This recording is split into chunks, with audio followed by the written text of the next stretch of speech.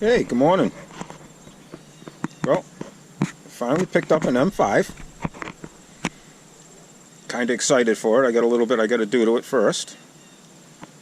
I figured I'd show what I got. Couple of things that I saw I'm wondering about that I haven't seen before. I don't know a lot about the M5s. I got an M3. The M5. So my first time going to be doing one of these. And we'll see where it goes. Naturally, I have the 5 bells. 1, 2, 3, 4, and 5. They all look really nice. All good. Okay, I got all the power chambers. Here's the number 1 chamber. It has, I don't know if you can see it, stamped in it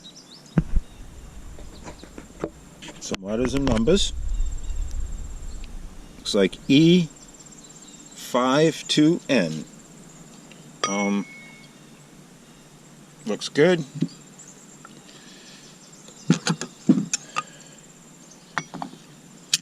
The ring had that written on it. We got a maroon color on the inside on this one. The diaphragm edge looks really good. The nozzle's nice.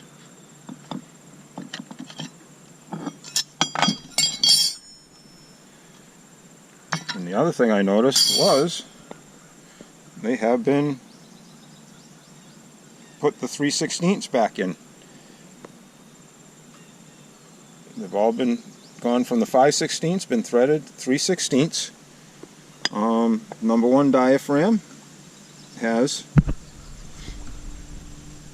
KL 320 of 91.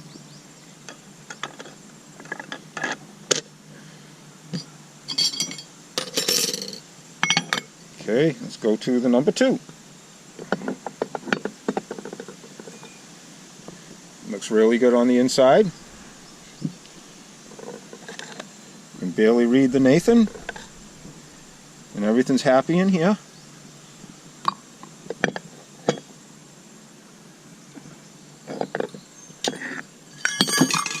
Had one repair on the back cap.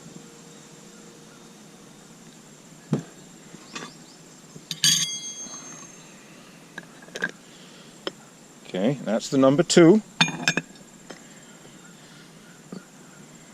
Hey, let's go to the number 3. All right, do it in order.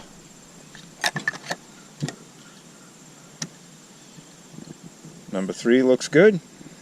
Nozzle looks good. And the surface where the diaphragm sits looks really good. They've all had the 3/16 put back in. Diaphragm's decent.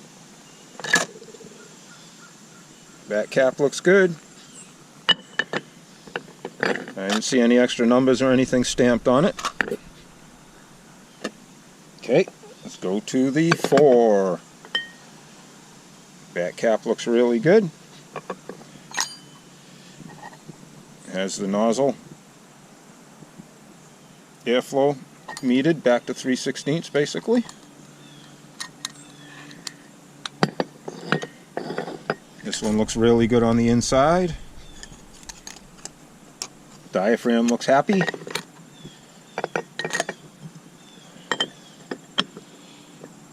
Okay, and this is the one I'm going to replace. Back cap looks good.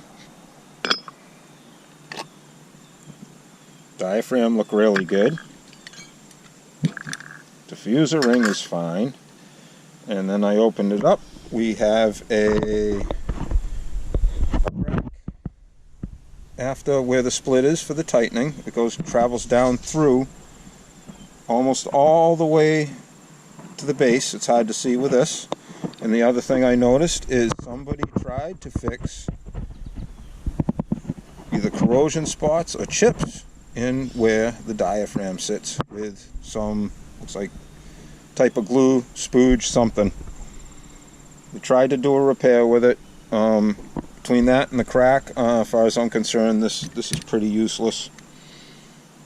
I'm going to take and got another one coming for that. I'm going to replace that, and I think I'm going to replace the one that's been welded to. I want to do this right, and that's what you got for the chambers. Now the manifold, we had one bell had an extra thick gasket on it. This was on the number 5 bell. It's probably 3/16 thick. I haven't seen one this thick yet. I don't know if this was a way of tuning. I'm not quite sure.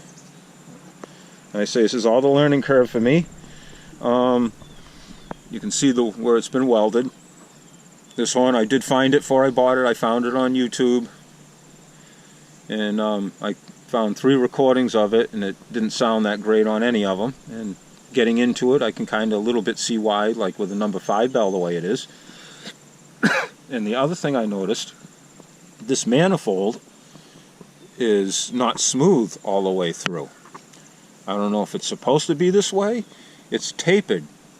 You can barely see it. It's hard to see with this. They're tapered right to here, and then there's a spot where it's tapered out the other side. Every one of them is tapered on the inside. All of them. It's like been machined and tapered. And on the bottom, it's hard to read all of this because it's been pretty beat up.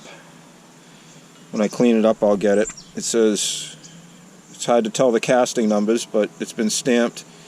Looks like HR 380. And on the bottom, we have, turn it the right way here, stamped Western Maryland and E.A Belknap.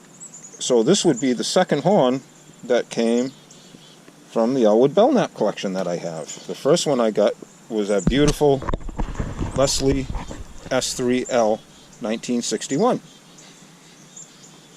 Okay, so there you have it. I got a little work ahead of me here. I don't know where the blue and the silver came from, because everything that I looked at, I couldn't find anything blue and silver that would have had anything to do with the Western Maryland Railroad. So if anybody's got any information on that, that would be cool. Anything on the way the inside of these, where the air goes through, where the horn and the chambers bolt on, the way it's been remachined like this, or this is the way it was cast, I'm not sure. It is pretty smooth on the inside, like it has been machined more than it's been a casting, but I haven't been able to find anything on any manifolds. I do know that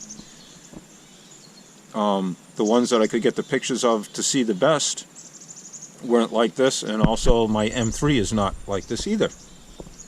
And like I say, the other thing was excuse me, the extra thick gasket on the 5 bell. Okay, everybody, and that's what we got for now. My up and coming new M3.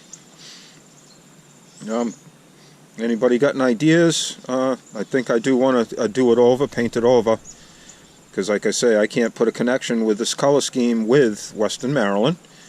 I'm looking at the pictures of the Western Maryland. It seems like they had a few locomotives that actually had 2 M horns up on top, one facing one way, one facing the other, and they all look like they were painted black.